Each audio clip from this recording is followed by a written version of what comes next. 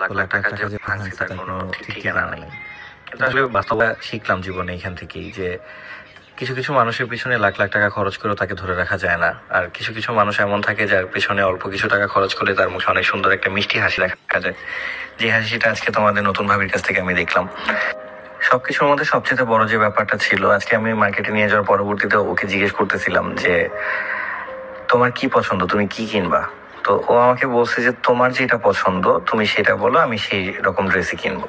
So এই কথাটা আমার মনে এত পরিমাণ গেঁথে যায়, কারণ হচ্ছে যে এই ব্যাপারটা মানে অনেক বড় একটা ব্যাপার আমার কাছে পার্সোনালি, যে আমার ওয়াইফ আমার পছন্দের ড্রেস পরবে, এই জিনিসটা আমার খুবই পছন্দ। আর আজকে এই ব্যাপারটা আমার সাথে ঘটে যে একদম সার্টেনলি ওরে জিজ্ঞেস করার সাথে সাথে ও যখন এই কথাটা বলে আমি আসলে খুবই খুশি হয়ে যাই। যে জিনিসটা আমি তোমাদের টিচারপুর কাছ থেকেও পাইছি, ও সবসময়ই যে কোনো ড্রেস কিনবে বা যা কিছুই করবে, সেম কাজটা ও করছিল একদম শুরুর দিকে যখন ওরা মার্কেটে নিয়ে যেতাম, তখন এই কাজটা ওই করতো যে আমাকে জিজ্ঞেস করতো যে কোনটা কিনবো, তোমার কোন ড্রেসটা পছন্দ। সবসময় আমার পছন্দের ড্রেসটাই কিনে।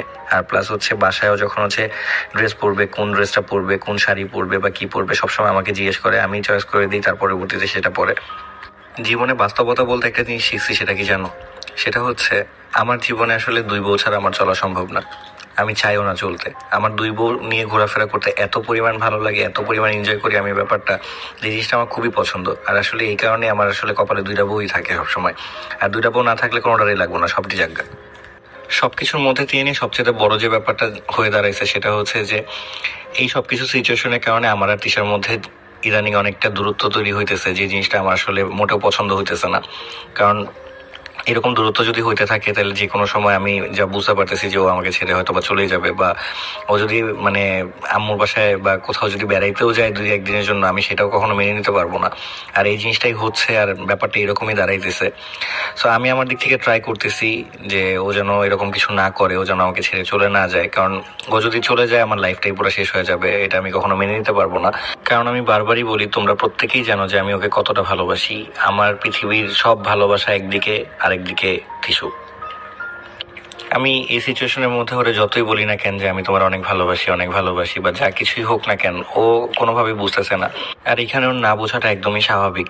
আর ওকে আমি যতবারই বোঝানোর চেষ্টা করি বা বলতেছি যে হচ্ছে ওকে আমি ভালোবাসি, ও ততবারই আমাকে বলতেছে যে এরকম নাটক সিনেমা করার কোনো দরকার নেই, আমাকে আমার মতো থাকতে দাও, আমাকে আমার মতো একটু সময় দাও, আমার থাকার হলে আমি নিজেই থাকবো, তোমার এতভাবে আমাকে বলতে হবে না। বাট আমি ওরে কোনোভাবেই বোঝাইতে পারতেছি না যে ও যদি চলে যায় সেটা আমি কোনোভাবেই মেনে নিতে পারবো না। তোমাদের সবার কাছে রিকোয়েস্ট থাকবে যে তোমরা এমন কোনো কমেন্ট করো না যাতে টিস্যু সেটা দেখার পরবর্তীতে ও চলে যাওয়ার জন্য ডিসিশন নিতে বাধ্য হয়।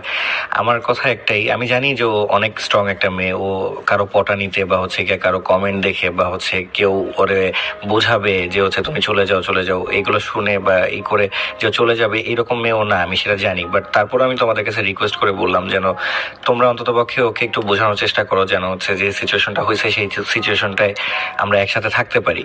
তোমাদের কাছে এটাই রিকোয়েস্ট থাকবে, কেউ উল্টাপাল্টা কমেন্ট করে ওর মাথাটা বিগড়ে দিও না।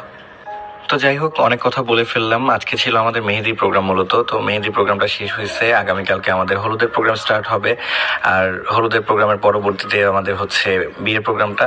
সো সবগুলো প্রোগ্রাম দেখার হলে তোমাদের অবশ্যই আমাদের চ্যানেলটা সাবস্ক্রাইব করে রাখতে হবে। আর এই প্রোগ্রামগুলোর ব্যাপারে আমি জাস্ট এতটুকুই বলবো যে এই প্রোগ্রামগুলো কেন করতেছি বা কি কারণে করা হচ্ছে। মেইনলি ব্যাপার হচ্ছে যে আমি যাকে বিয়ে করতেছি সেও তো একটা লাইফ লিড করার জন্য আসছে, তাই না? সে আমার সাথে একটা সংসার করার জন্য আসছে। তো তার লাইফে তারও একটা ইচ্ছা ছিল যে তার জন্য অনুষ্ঠান হয়, এই কারণেই মূলত অনুষ্ঠানটা করা, তার ইচ্ছাটা পূরণ করার জন্য। আর আমি জানি টিস্যু বিয়ে করতেছি এটাতেই কষ্ট পাবে, আর অনুষ্ঠান করতেছি এটাতেও কষ্ট পাবে, সবকিছুতেই কষ্ট পাবে। আর আমি এটাও পাশাপাশি জানি খুব ভালো করে যে এই কষ্ট পাওয়ার ব্যাপারটা আমার যে নতুন বউ আছে, ও সেই জিনিসটা টিস্যুর সাথে সম্পর্কের কারণে আসলে জিনিসটা আস্তে আস্তে রিকভার করে ফেলবে। কারণ ও মনের দিক থেকে যথেষ্ট ভালো একজন মানুষ, আর ও টিস্যুর সাথে সম্পর্কটা আস্তে আস্তে বিল্ড আপ করার ট্রাই করতেছে, কারণ ও এই সিচুয়েশনটা জেনে বুঝে তারপরে আসছে। সো যেহেতু এরকম একটা সম্পর্কে আসছে, তো এখানে টিস্যুর মন খারাপ দেখে ওর নিজেরও মানে অনেকটা মন খারাপ হয়ে গেছে। কিন্তু তারপর